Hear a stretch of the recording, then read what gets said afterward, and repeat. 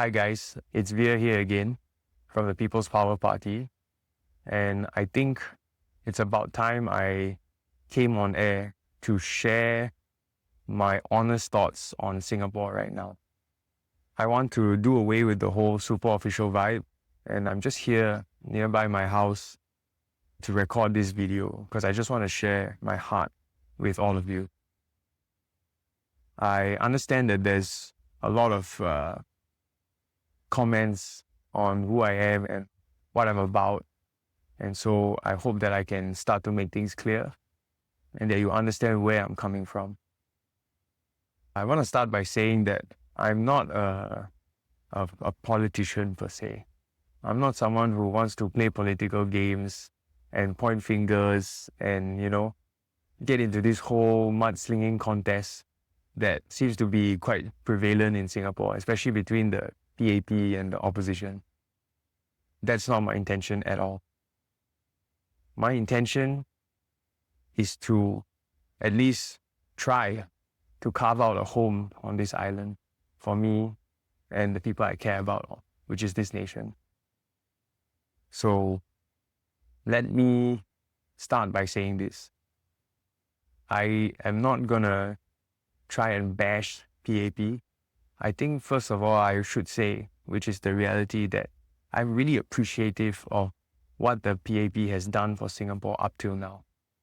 It would be disingenuous for anyone to come up and then just straight away complain and say that PAP as if they failed.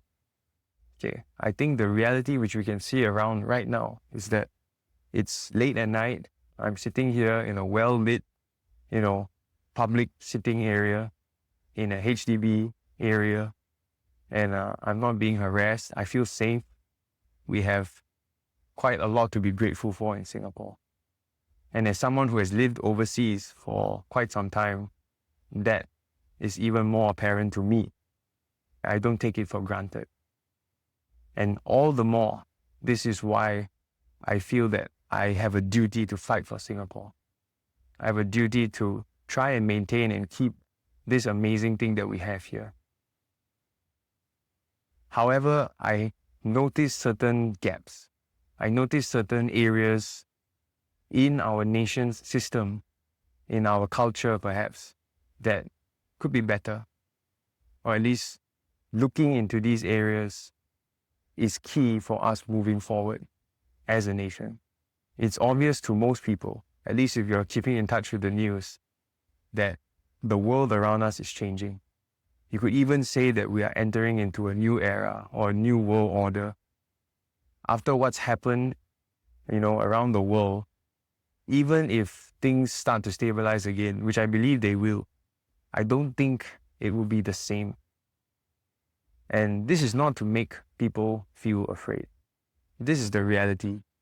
And it's been this way since day one. We as a nation have gone through many different shifts in the world. So this is not new. But how we are going to get through the shifts that are coming ahead is going to be determined by whether we as a nation can come together again. And this is what I feel is the issue in Singapore right now.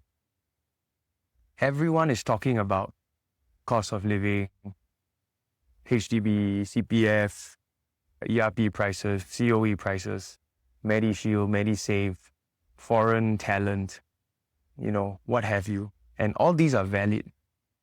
But looking across the board, I think all of these issues can be summed up in one, which is a growing mistrust Singaporeans have in our leadership from a perceived lack of accountability and lack of transparency and integrity in the government. People feel that the government, the leadership is becoming more and more disconnected and disengaged and detached from the people.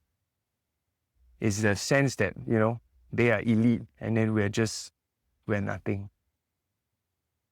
And there are many places where people feel frustrated, they feel powerless, they feel helpless. there's this sense of resignation in the citizens, in the people. As I go and walk the ground, as I've talked to different people and sat with them and asked them how they're feeling, I keep hearing this, that there's no point, that, bo bian lah, it's like this and it will always be this way. There are some people who refuse to even vote because they believe that their vote is meaningless, that it has no weight any longer.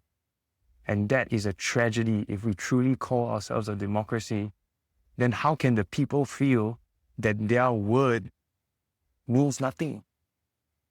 That doesn't make sense. If the government and our leadership continue on this track, they will lose something far greater than any money, any resource, any land, anything. They will lose the hearts of the people. And this is the only thing we have in Singapore. You've heard it a million times.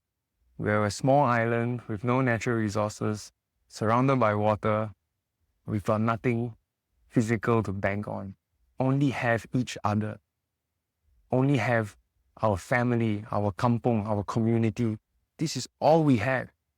And it is the solidarity and unity of this community in Singapore that has got us this far.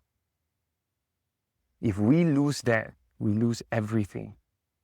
All the policy making, all the law making will be for nothing. Why do I say this? Because right now, when situation is quite stable, people are able to tolerate their frustration. They're able to tolerate and suffer in silence because Singapore has moved forward by asking the people to sacrifice their individuality for the collective good. And while that might have been necessary in the past, it's reaching a tipping point, a boiling point, where the people can no longer contain their frustration. This culture of tolerating and just letting it go and expecting the government to fix it eventually is not going to cut it any longer.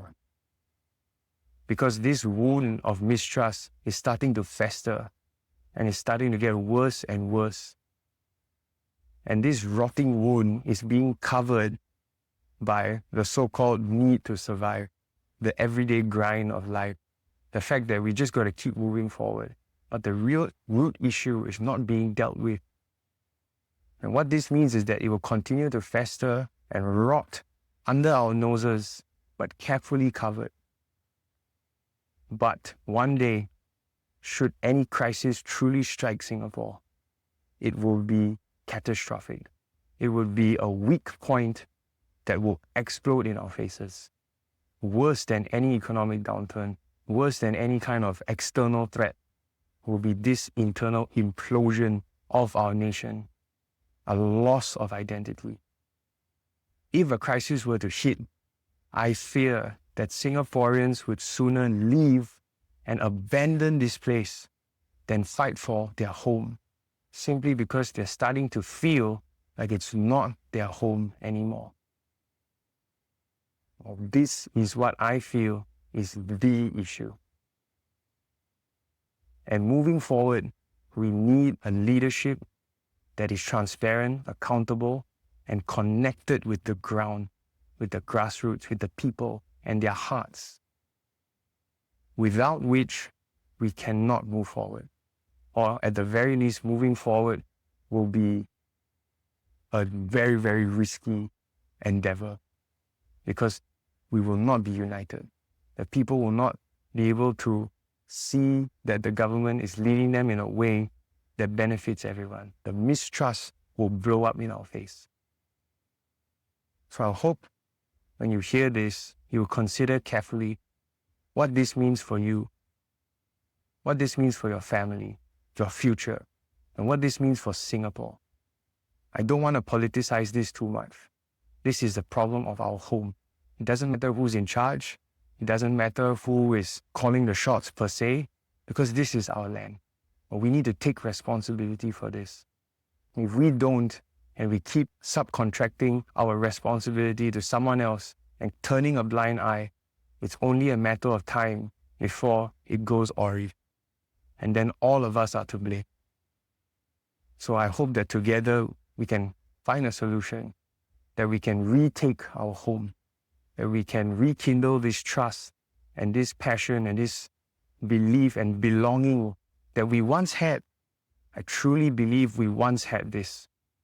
Not too long ago, Singaporeans would die for this place, die for this country. I'm not so sure that's the case any longer, but I'm also sure that it could be the case again if we take the right steps moving forward. So I don't want to take too long in this video. Hope you consider this. I'll discuss more in following videos. Thank you so much.